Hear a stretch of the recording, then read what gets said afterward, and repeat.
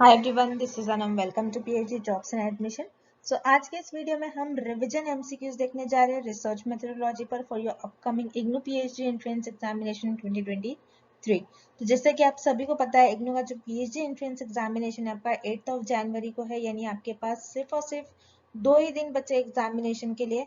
तो उन 2 दिनों में आपको किस तरीके से रिविजन करना है, इस रिवीजन पैकेज के थ्रू आपको समझ में आ जाएगा। जैसे कि आप स्क्रीन पर देख सकते हो, रिवीजन पैकेज में हम आपको शॉर्ट नोट्स प्रोवाइड कर रहे हैं and 1500 plus MCQs plus previous year questions revision PDF. तो इस पीडीएफ में आपको प्रीवियस ईयर क्वेश्चंस भी देखने मिलेंगे, प्लस आपको एमसीक्यूज भी, यानी ऐसे क्वेश्चन जो एग्जामिनर के फेवरेट क्वेश्चन होते हैं। और हम आपको इसमें बताते हैं इस पीडीएफ में कि किस टाइप के क्वेश्चंस एग्जामिनर आपसे एग्जाम में पूछ सकते हैं। सो बहुत इंपॉर्टेंट रिवीजन पैकेज है। बहुत से स्टूडेंट्स ने प्रीवियस ईयर बैच में हमारे सिर्फ 1 और 2 दिन पहले भी रिवीजन पैकेज का यूज कर रिवीजन पैकेज को परचेस कर उन्होंने अपने पीएचडी एंट्रेंस एग्जामिनेशन को क्रैक कर पाया था। तो याद रखना है, कंप्लीट ये रिवीजन पैकेज से हम कंप्लीट पासिंग गारंटी देते हैं, यानी अगर आप रिवीजन पैकेज भी पढ़कर जाते हैं तो आप इजीली आपके इग्नू के पीएचडी एंट्रेंस एग्जामिनेशन को क्रैक कर पाओगे विद इन 1 डे में। ठीक है, तो याद रखना, जैसे कि आप स्क्रीन पर देख सकते हो हमारा व्हाट्सएप नंबर शो हो रहा है। सो इस नंबर पर आपको व्हाट्सएप के थ्रू हमें कॉन्टैक्ट करना है। तो जल्द से जल्द आपको कांटेक्ट करना है, क्योंकि 2 ही दिन रिमेनिंग है आपके एग्जामिनेशन के लिए। तो चलिए, ज़्यादा टाइम वेस्ट नहीं करते हुए आज के इस सेशन को हम स्टार्ट करते हैं। कि मैंने आपके साथ शेयर करा रिसर्च मेथोडोलॉजी का हम आपको रिवीजन पैकेज प्रोवाइड कर रहे हैं, जिसमें हम आपको 10 full syllabus revision mock test provide करते हैं, जिससे कि आपकी प्रैक्टिस हो सके। आप रेगुलर इस मॉक टेस्ट को सॉल्व करिए, जिससे कि आपको समझ में आ जाएगा कि किस तरीके से एमसीक्यूज आपको पूछे जाएंगे एग्जामिनेशन में। देन उसके बाद शॉर्ट नोट्स है जो कि आपके इंटरव्यू में भी काफी हेल्प करेंगे आपके लिए। और जो ये नोट्स है काफी सिंपलेस्ट लैंग्वेज में है, अगर आप उसे एक बार भी रीड करते हो तो आपको कॉन्सेप्ट वहीं पर समझ में आ जाते हैं। देन उसके बाद 1500 plus MCQs 1 day revision PDF. आप इस एमसीक्यूज को सिर्फ एक ही दिन में आप रिवाइज कर सकते हो, एक ही दिन में आप इसको कंप्लीट इस रिवीजन पीडीएफ से आप इसका फायदा उठा सकते हो, जिसमें आपके इग्नू के प्रीवियस ईयर क्वेश्चंस भी इंक्लूडेड है। ठीक है, काफी इंपॉर्टेंट पीडीएफ होने वाली है, क्योंकि प्रीवियस ईयर क्वेश्चन जो है हर साल आपको 10 to 15 जो क्वेश्चन है आपको रिसर्च मेथोडोलॉजी के, वो हर साल रिपीट होते हैं प्रीवियस ईयर क्वेश्चन से ही। तो काफी हेल्प मिलेंगे आपको इस पीडीएफ से। तो ये जो हमारा कंटेंट है आपको बायलिंगुअल लैंग्वेज यानी हिंदी इंग्लिश दोनों लैंग्वेज में हम प्रोवाइड करते हैं। सो काफी कम प्राइस में हम आपको एक कंटेंट प्रोवाइड कर रहे हैं। तो आपको जल्द से जल्द हमें कांटेक्ट करना है, क्योंकि आप सभी को पता है बहुत कम डेज रिमेनिंग है आपके एग्जामिनेशन के लिए। तो हमको अच्छे तरीके से बहुत तगड़ी प्रिपरेशन स्टार्ट करनी है। ठीक है, तो ज्यादा टाइम वेस्ट नहीं करते हुए, जैसे कि आप स्क्रीन पर देख सकते हो नंबर हमारा शो हो रहा है, आप व्हाट्सएप पर हमें कांटेक्ट कर सकते हो, या तो आप डायरेक्टली हमारे ऐप के थ्रू भी स्टडी मटेरियल को परचेस कर सकते हो। रिवीजन पैकेज को आप रिसर्च मेथोडोलॉजी के परचेस कर सकते हैं। तो चलिए, ज्यादा टाइम वेस्ट नहीं करते हुए आज के इस सेशन को हम स्टार्ट करते हैं। So let's begin with the MCQs. All the following are parametric test except. इस क्वेश्चन में हमें फाइंड आउट करना है कि पैरामेट्रिक टेस्ट का टाइप हमें किस ऑप्शन में गिवन नहीं है। सो पैरामेट्रिक टेस्ट, ये टर्म कहाँ से आया है? पैरामेट्रिक टेस्ट ये टर्म होता क्या है, हम इस डायग्राम के थ्रू समझते हैं। तो याद रखिए, हाइपोथेसिस को हम अपनी रिसर्च में टेस्ट करते हैं। हाइपोथेसिस एक टेंटेटिव स्टेटमेंट होता है जो रिसर्चर के अजम्पशंस और गेसेस पर बेस्ड होता है। तो रिसर्चर जब भी हाइपोथेसिस को टेस्ट करते हैं तो सिर्फ और सिर्फ नल हाइपोथेसिस को टेस्ट करते हैं। नल हाइपोथेसिस को रिसर्चर जब टेस्ट करते हैं उसमें हाइपोथेसिस टेस्टिंग का यूज करते हैं। सो हाइपोथेसिस टेस्टिंग का यूज करने के लिए रिसर्चर को स्टैटिस्टिकल टेस्ट का यूज करते हैं रिसर्चर। स्टैटिस्टिकल टेस्ट क्या होते हैं? स्टैटिस्टिकल टेस्ट आपके 2 टाइप के टेस्ट होते हैं, जिसमें होते हैं आपका parametric test and non parametric test. Parametric test, so parametric test क्या होते हैं? जिसमें आप आपकी जो पॉपुलेशन है, पॉपुलेशन का जो डिस्ट्रीब्यूशन है उसको नॉर्मल अज्यूम करते हैं। मतलब आपका जो पॉपुलेशन है इसका डिस्ट्रीब्यूशन कुछ इस तरीके से है, मतलब ये नॉर्मल डिस्ट्रीब्यूशन है। तो पॉपुलेशन का डिस्ट्रीब्यूशन आप पैरामेट्रिक टेस्ट में नॉर्मल अज्यूम करते हैं। उसी तरीके से नॉन पैरामेट्रिक टेस्ट में आपका जो पॉपुलेशन है उसका डिस्ट्रीब्यूशन आप नॉर्मल अज्यूम नहीं करते हो। सो यही डिफरेंस होता है आपका parametric test and non parametric test. So parametric test के अंदर आपका आता है G test, t test, F test and ANOVA test. So t test, ANOVA test ये दोनों आपके हो जाएंगे पैरामेट्रिक टेस्ट। तो t test and ANOVA test ये दोनों भी आपके पैरामेट्रिक टेस्ट हो जाएंगे। और नॉन पैरामेट्रिक टेस्ट में आपका क्या आता है? Chi square test, U test and H test. तो उसी तरीके से इस क्वेश्चन में हमें गिवन है मैन विटने यू टेस्ट। तो मैन विटने यू टेस्ट आपका नॉन पैरामेट्रिक टेस्ट में आता है। सो यहाँ पर आपका ऑप्शन सी करेक्ट हो जाएगा। मैन विटने यू टेस्ट आपका पैरामेट्रिक टेस्ट में के अंदर नहीं आता है, बल्कि ये आपका नॉन पैरामेट्रिक टेस्ट के अंदर आता है, जिसमें आप आपकी जो पॉपुलेशन है उसका डिस्ट्रीब्यूशन को नॉर्मल अज्यूम नहीं करते हो। सो ऑप्शन डी जो आपको गिवन है पियर्सन्स कोरिलेशन कोएफिशिएंट, ये ऑप्शन बस आपको कंफ्यूज करने के लिए गिवन है। सो पियर्सन्स कोरिलेशन कोएफिशिएंट क्या होता है? आपकी कोरिलेशनल रिसर्च में कोएफिशिएंट होता है जिसे हम कहते हैं कार्ल पियर्सन्स कोएफिशिएंट। सो कार्ल पियर्सन्स कोएफिशिएंट आपको बताता है आपके जो वेरिएबल से कैसे एक दूसरे से कोरिलेटेड है, क्या परफेक्ट पॉजिटिवली कोरिलेटेड है या फिर परफेक्ट नेगेटिवली कोरिलेटेड है। सो जो ऑप्शन डी आपको गिवन है, ऑप्शन डी का इस क्वेश्चन से कोई लेना देना नहीं है, बस आपको कंफ्यूज करने के लिए ये क्वेश्चन दिया गया है। सो आपका इस क्वेश्चन का करेक्ट ऑप्शन हो जाएगा option C Mann Whitney U test. Mann Whitney U test आपके नॉन पैरामेट्रिक टेस्ट के अंदर आता है, और t test and ANOVA test ये आपके पैरामेट्रिक टेस्ट में आता है, जिसमें आप आपकी जो पॉपुलेशन है उसकी डिस्ट्रीब्यूशन को नॉर्मल अज्यूम कर लेते हो। और मैन विटने यू टेस्ट ये आपके नॉन पैरामेट्रिक टेस्ट में आता है, जिसमें आप आपकी पॉपुलेशन का डिस्ट्रीब्यूशन को नॉर्मल अज्यूम नहीं करते हो। सो यहाँ पर आपका ऑप्शन सी करेक्ट हो जाएगा, Mann Whitney U test. Next, measurement of salt tolerance in plant is a variable, which type of variable it is। सो यहाँ पर हमें एक क्वेश्चन दिया गया है, एक एग्जाम्पल दिया गया है बेसिकली, और उसे हमें पूछा गया है कि जो एग्जाम्पल हमें दिया गया है ये कौन सा वेरिएबल का एग्जाम्पल होगा। अब यहाँ पर प्लांट में सॉल्ट टॉलरेंस लेवल को मेजर किया जा रहा है कि प्लांट में कितना सॉल्ट टॉलरेंस लेवल है। सो उसको मेजर किया जा रहा है, तो यहाँ पर सॉल्ट टॉलरेंस ये एक वेरिएबल हो गया।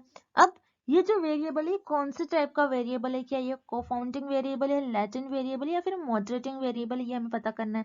सो याद रखिए प्लांट में सॉल्ट टॉलरेंस कितना है इसको हम बेसिकली प्रॉपर वे में मेजर नहीं कर सकते, क्योंकि सॉल्ट में टॉलरेंस लेवल मेजर करना इट्स वेरी डिफिकल्ट।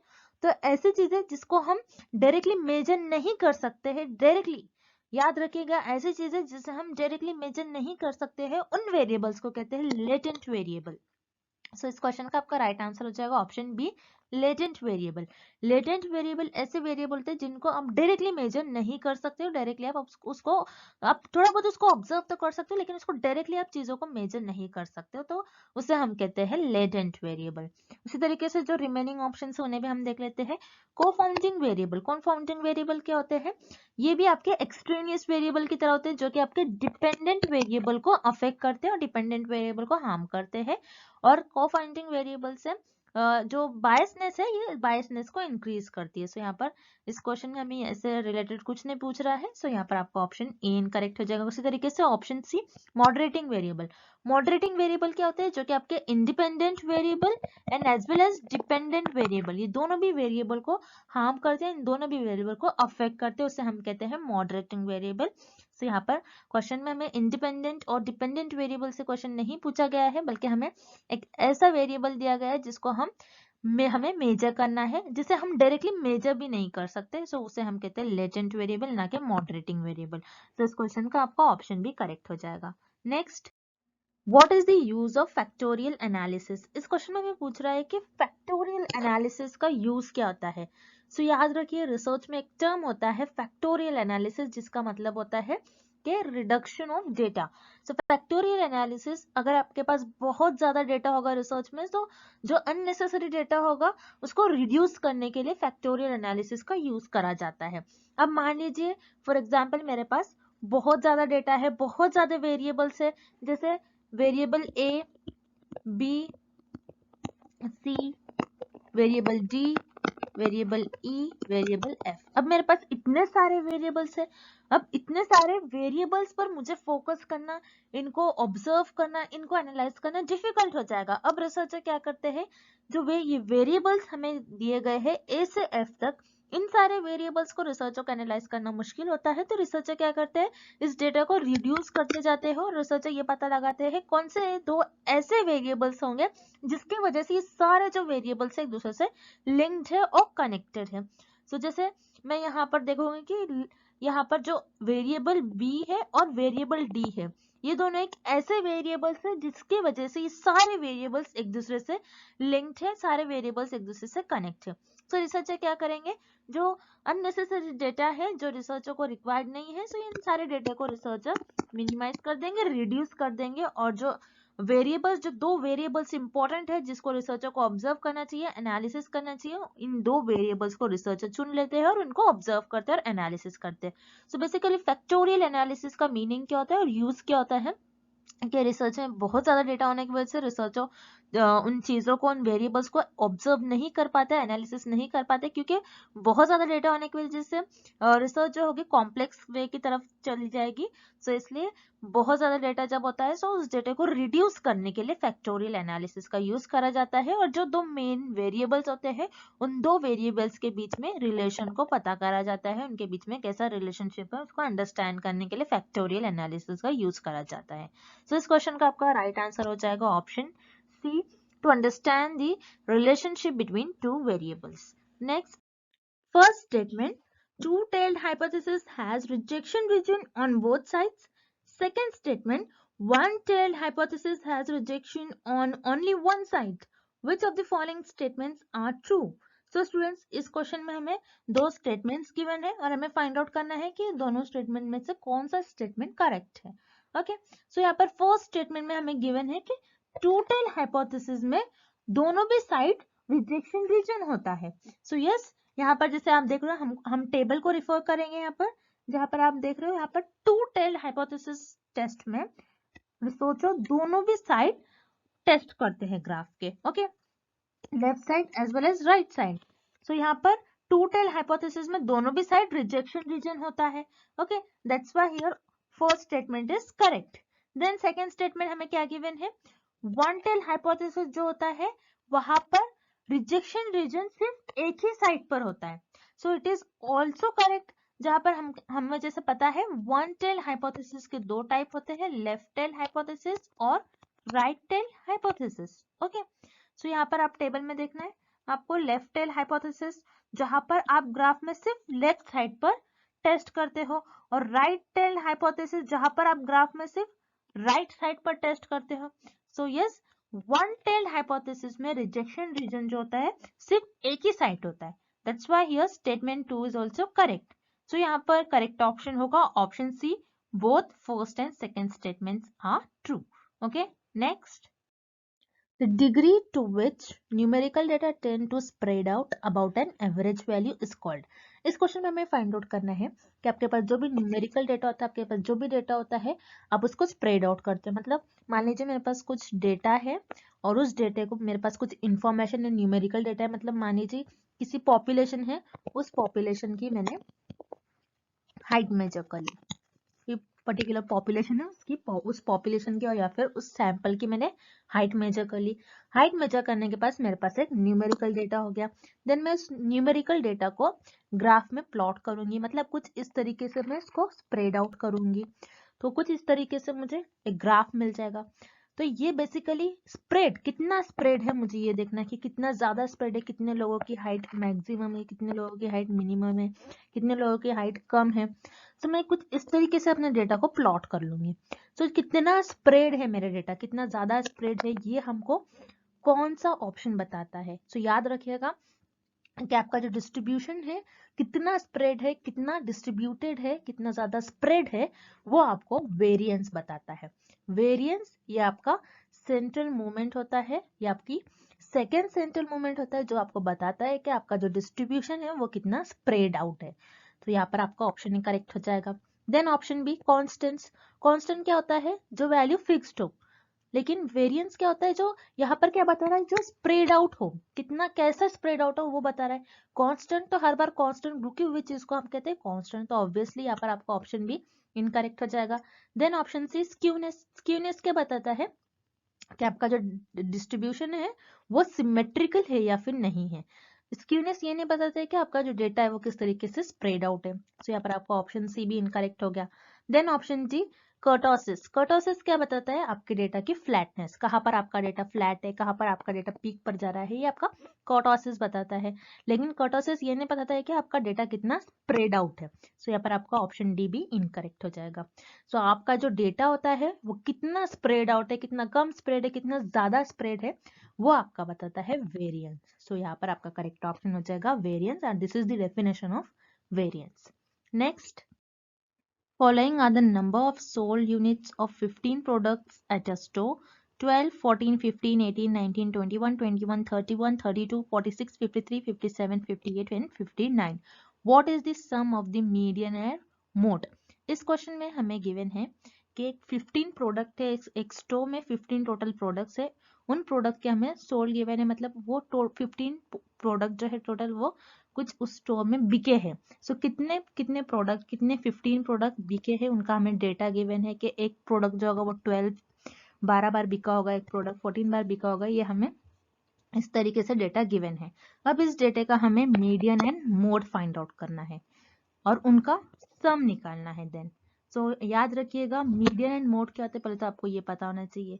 मीडियन क्या होता है कि आपके डेटे में जो मिडिल वैल्यू, आपके डेटे की मिडिल या फिर सेंटर वैल्यू का हम कहते हैं मीडियन। और मोड किसे कहते हैं? आपके डेटे में जो सबसे ज्यादा बार और सबसे मैक्सिमम बार जो वैल्यू रिपीट हो रही है उससे हम कहते हैं मोड। अब पहले हम मीडियन फाइंड आउट करते हैं। तो मैंने आपको प्रीवियस सारे लेक्चर्स में मीडियन को कैलकुलेट करने के कुछ स्टेप्स बताए हैं, बस आपको उन स्टेप्स को याद रखने हैं। तो मीडियन को फाइंड आउट करने का स्टेप 1 होता है आपको आपका जो डेटा है वो इंक्रीजिंग ऑर्डर में अरेंज करना होता है। तो यहाँ पर आपको जो डेटा गिवन है ऑलरेडी इंक्रीजिंग ऑर्डर में अरेंज कर कर हमें गिवन है, मतलब पहले छोटा नंबर है फिर उससे बड़ा बड़ा बड़ा एंड देन हाईएस्ट नंबर हमें गिवन है। तो यहाँ पर आपका जो डेटा है वो इंक्रीजिंग ऑर्डर में अरेंज है। देन स्टेप 2 हमें ये देखना है कि आपका जो डेटा है वो ऑड है या फिर आपका जो डेटा है वो इवन है।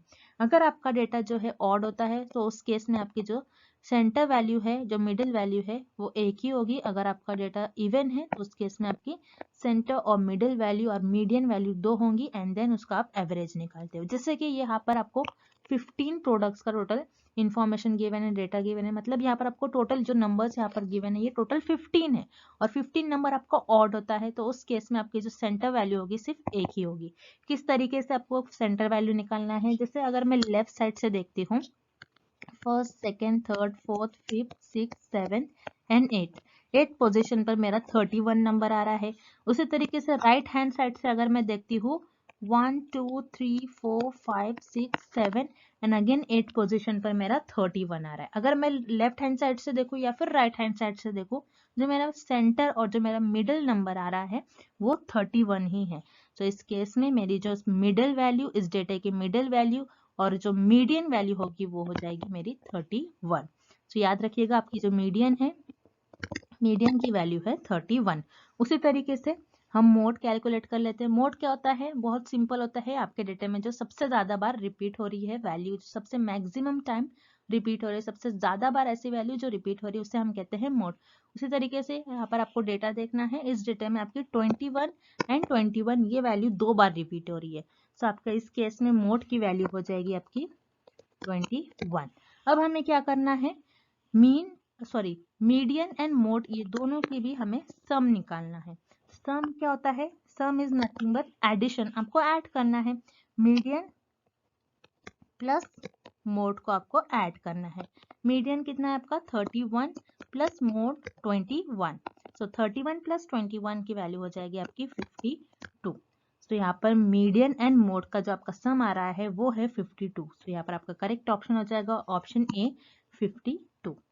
Next, for a negative skewed distribution with a single mode, इस क्वेश्चन में हमें फाइंड आउट करना है अगर आपका जो डिस्ट्रीब्यूशन है वो नेगेटिव स्क्यूड डिस्ट्रीब्यूशन है, सो उस केस में आपके मीन, मीडियन एंड मोड एक दूसरे से कैसे रिलेटेड हो गए। अब नेगेटिव स्क्यूड क्या होता है, पॉजिटिव स्क्यूड क्या होता है, इस डायग्राम के थ्रू हम समझते हैं। सबके जो डिस्ट्रीब्यूशन है वो 3 तरीके से डिस्ट्रीब्यूटेड होता है आपका data. Okay, symmetrical distribution, symmetrical distribution क्या होता है?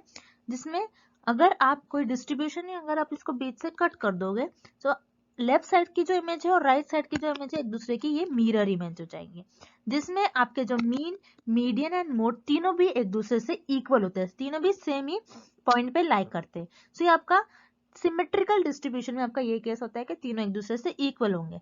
ओके, देन पॉजिटिव स्क्यूड क्या होता है? पॉजिटिव स्क्यू में आपका जो डिस्ट्रीब्यूशन है वो लेफ्ट साइड में टिल्टेड होगा, कुछ इस तरीके से आपका पॉजिटिव स्क्यू डिस्ट्रीब्यूशन दिखेगा, जिसमें सबसे छोटा मीन मोड होता है, फिर उसके बाद मीडियन एंड लास्ट सबसे लार्ज वैल्यू आपकी मीन की होती है। तो ये आपका पॉजिटिव स्क्यूड में होता है। और नेगेटिव स्क्यूड में क्या होता है? नेगेटिव स्क्यूड में आपका जो डिस्ट्रीब्यूशन है वो राइट साइड पर टिल्टेड होगा, जिसमें आपके सबसे छोटी मीन होता है, देन उससे बड़ा आपका मीडियन होता है एंड सबसे ज्यादा हाईएस्ट वैल्यू आपके मोड की होती है।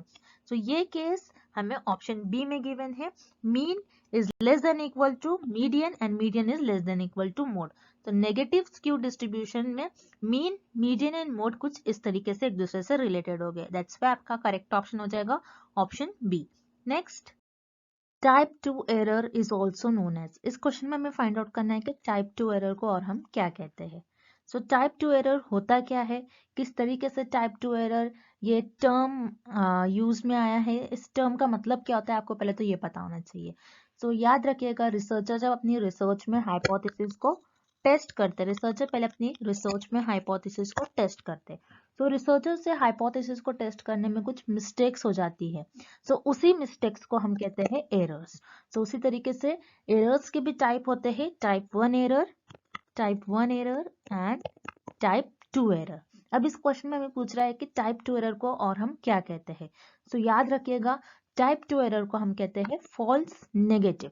अब जैसे कि इस टेबल से आपको याद रखना है कि टाइप 1 एंड टाइप 2 एरर क्या होता है, और टाइप 1 एरर और टाइप 2 एरर को और हम क्या कहते हैं। तो टाइप 1 एरर कब होता है? जब आपकी नल हाइपोथेसिस ट्रू होती है फिर भी आप उसको रिजेक्ट करते हो, सो वो हो जाती है आपकी टाइप 1 एरर। और टाइप 2 एरर कब अकर होता है? जब आपकी नल हाइपोथेसिस फॉल्स होती है, फॉल्स होने के बावजूद आप उसको एक्सेप्ट कर लेते हो, तब वो हो जाता है आपका type 2 error. Okay, clear? Then अब इस क्वेश्चन में हमें पूछ रहा है कि टाइप 2 एरर कब होता है, क्योंकि टाइप 2 एरर कब होता है? जब आपकी नल हाइपोथेसिस फॉल्स होती है फिर भी आप उसको एक्सेप्ट करते हो, तब होता है आपका टाइप 2 एरर।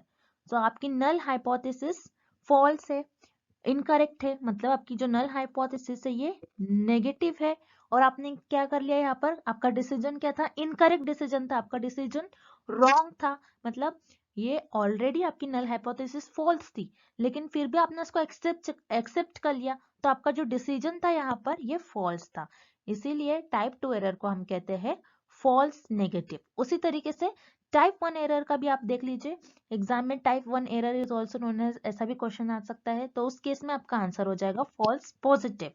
अब टाइप 1 एरर को हम फॉल्स पॉजिटिव क्यों कहते हैं? क्योंकि यहाँ पर आप देखिए, आपकी जो नल हाइपोथेसिस होती है वो ट्रू होती है, फिर भी आप उसको रिजेक्ट करते हो, तब आपका होता है टाइप 1 एरर।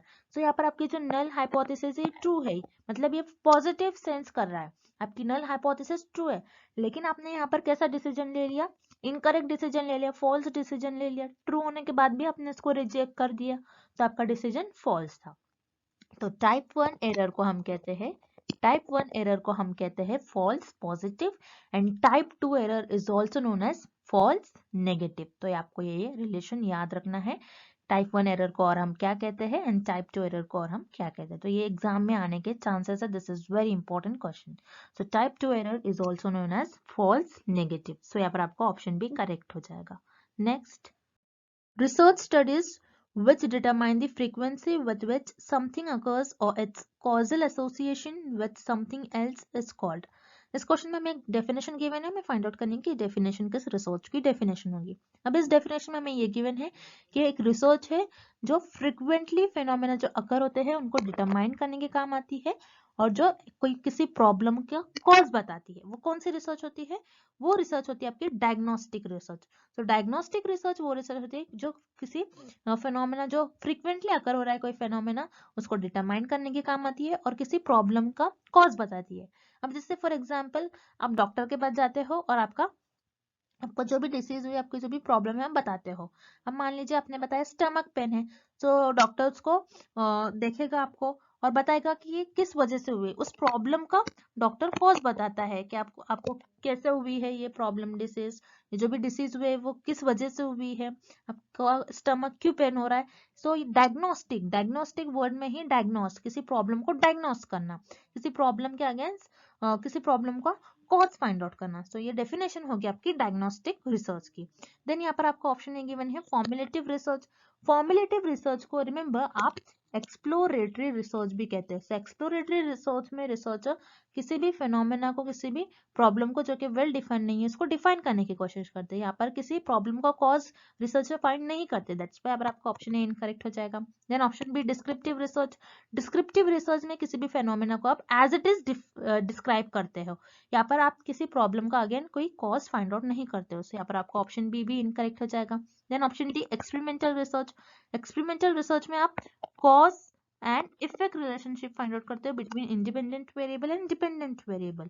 सो एक्सपेरिमेंटल रिसर्च में किसी प्रॉब्लम का आप कॉज नहीं फाइंड आउट कर सकते हो, और किसी जो प्रॉब्लम हो रही है उसका किस वजह से प्रॉब्लम हो रही है ये भी आप एक्सपेरिमेंटल रिसर्च में नहीं फाइंड आउट करते हो। दैट्स व्हाई आपका ऑप्शन डी भी इनकरेक्ट हो जाएगा।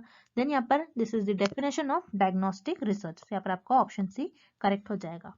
Next, in symmetrical distribution q3 minus q1 is equals to 20, median is equals to 15, q3 is equal to। इस क्वेश्चन में हमें q3 minus q1 की वैल्यू गिवन है which is 20, मीडियन की वैल्यू गिवन है 15 एंड q3 की value हमें find out करना है। सो ये क्या है q3 q1, सो ये होते हैं आपके क्वार्टाइल्स, ये आपके क्वार्टाइल्स होते हैं, जो आपका जो डेटा होता है उसको 4 पार्ट्स में डिवाइड करते हैं, 4 इक्वल पार्ट्स में आपके डेटा को डिवाइड करते हैं, उससे हम कहते हैं क्वार्टाइल्स। क्वार्टाइल्स बेसिकली आपके डेटा को बताता है कि आपका डेटा किस तरीके से स्प्रेड है। जैसे कि इस डायग्राम में आपको देखना है, ये आपका जो डिस्ट्रीब्यूशन है ये सिमेट्रिकल है। सिमेट्रिकल डिस्ट्रीब्यूशन में आपने क्या करा, क्वार्टाइल्स करते हैं, मतलब आपके डेटा को 4 पार्ट में आपने डिवाइड कर लिया। जैसे ये हो जाएगा आपका Q1, देन ये हो जाएगा आपका Q2 एंड ये हो जाएगा आपका Q3। तो इस तरीके से आपने आपके डेटा को 4 पार्ट्स में डिवाइड कर लिया। ये फर्स्ट पार्ट है, ये सेकेंड, ये थर्ड एंड ये लास्ट इज फोर्थ। यस, इस तरीके से आपने 4 पार्ट्स में आपके डेटा को डिवाइड कर लिया, उससे हम कहते हैं क्वार्टाइल्स। देन अब यहाँ पर आप देख रहे हो Q1 का मतलब होता है कि आपका डेटा 25% इस रीजन में लाइक कर रहा है। Q3 का मतलब होता है कि आपका जो डेटा है वो 75% इस रीजन में लाइक कर रहा है, एंड Q2 का मतलब होता है आपका डेटा कुछ इस रीजन में लाइक कर रहा है। अब इस क्वेश्चन में हमें median and Q3 minus Q1 बस इतनी ही वैल्यूज गिवन है, जो कि है 20 एंड 15। तो इस क्वेश्चन में हमें बस इन दोनों ही वैल्यू, ये दो ही वैल्यू गिवन है, मतलब इन दोनों के बीच में कुछ ना कुछ रिलेशन है। सो वो रिलेशन का आपका फॉर्मूला आपको याद होना चाहिए, जो होता है आपका इस रिलेशन का जो फॉर्मूला होता है वो होता है, दिस इज वेरी इंपॉर्टेंट, आपको फॉर्मूला याद रखना है। मीडियन का फॉर्मूला होगा इस केस में Q1 plus Q3 divided by 2। So Q1 plus Q3 हमें पता नहीं है, so Q1 plus Q3 divided by 2 as it is होगा। देन मीडियन हमें पता है विच इज 15, सो यहाँ पर आपको क्रॉस मल्टीप्लाई करना है। सो Q1 प्लस Q3 आपका हो जाएगा 30, 15 इंटू 2 हो जाएगा आपका 30। सो ये आपकी इक्वेशन फर्स्ट हो गई। देन उसी तरीके से हमें क्या गिवन है इस क्वेश्चन में, Q3 माइनस Q1 की वैल्यू हमें गिवन है, Q3 माइनस Q1 की वैल्यू जो कि है 20। ये हमारी इक्वेशन 2 हो गई। सो इक्वेशन 1 एंड 2 को हम ऐड करेंगे। ओके, ऐड करने पर आपको क्या मिलेगा, यहाँ पर आपका Q1 नेगेटिव है और ये पॉजिटिव है, सो पॉजिटिव और नेगेटिव कैंसिल हो जाएंगे। Q3 यहाँ पर दोनों भी पॉजिटिव है तो ये कैंसिल नहीं करना है आपको। सो यहाँ पर Q3 2Q3 हो जाएगा, इज इक्वल्स टू इन दोनों को ऐड करना है, 30 प्लस 20 आपका हो जाएगा 50। So Q3 is equals to 50 upon 2। So Q3 की वैल्यू आपकी हो जाएगी 25। सो यहाँ पर आपकी जो Q3 की वैल्यू है वो है 25। दैट्स व्हाई आपका करेक्ट ऑप्शन हो जाएगा ऑप्शन ए 25। एंड आज के लिए बस इतना ही, and thank you for watching this video.